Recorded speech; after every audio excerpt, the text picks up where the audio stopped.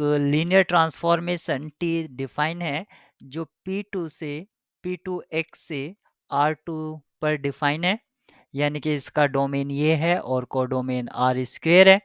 Domain का basis S1 दे रखा है जो है 1x एक्स स्क्वेयर, और कोडोमेन के लिए जो बेसिस S2 दे रखा है जो दे रखा है 1,0 और दूसरा एलिमेंट है 0,1।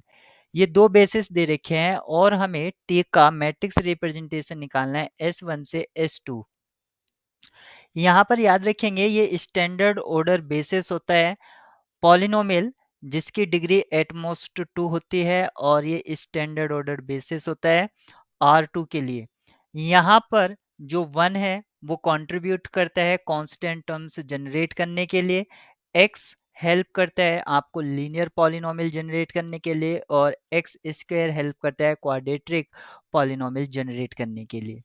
तो सबसे पहले प्रोसीजर या मेथड क्या होगा उसको समझ लेते हैं।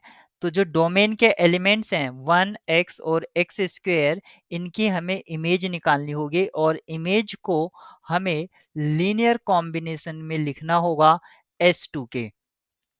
तो सबसे पहले हम px मान लेते हैं 1 को, फिर हम मानेंगे px x को जो सेकंड एलिमेंट है बेसिस का, और फिर px मानेंगे एक्स स्क्वायर को, और 1 बाय 1 हम इस पर लीनियर ट्रांसफॉर्मेशन t अप्लाई करेंगे। तो सबसे पहले लीनियर ट्रांसफॉर्मेशन मैं t अप्लाई करता हूँ px इक्वल्स टू 1 पर। तो जैसे ही मैं इस पर t अप्लाई करूंगा तो ये हमें देगा p0 कॉमा p1, और ये ऑर्डर पेयर में होगा क्योंकि कांस्टेंट पॉलिनोमियल मैंने यहाँ पर चूज करा है px की जगह। तो कांस्टेंट पॉलिनोमियल वही इमेज देता है, यानी कि वो 1,1 देगा, और इसको अगर मैं S2 के एलिमेंट्स को E1 E2 मान लूं तो मैं इसको लिख सकता हूं 1E1 प्लस 1E2।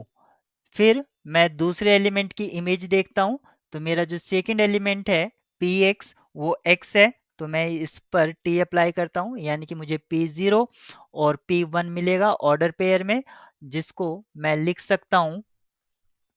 अगर x है तो पहला एलिमेंट आपको 0 मिलेगा और दूसरा आपको 1, जिसको मैं लिख सकता हूं लीनियर कॉम्बिनेशन में 0e1 प्लस 1e2, और ऐसे ही मैं t एक्स स्क्वायर पर अप्लाई करूंगा तो ये मुझको मिलेगा फिर से 0,1, और जिसको भी मैं लिख सकता हूँ 0e1 प्लस 1e2। अब मेरे पास ये तीन आप देख सकते हैं यहाँ पर इमेजेस पता है जो लीनियर कॉम्बिनेशन में है कोडोमेन के। तो मैं कॉलम वाइज इसको लिख लेता हूँ 1,1 0,1 और 0,1। ये हमारा किस ऑप्शन से मैच कर रहा है, तो आप देख लीजिए ये ऑप्शन बी से मैच कर रहा है, तो वो करेक्ट आंसर होगा।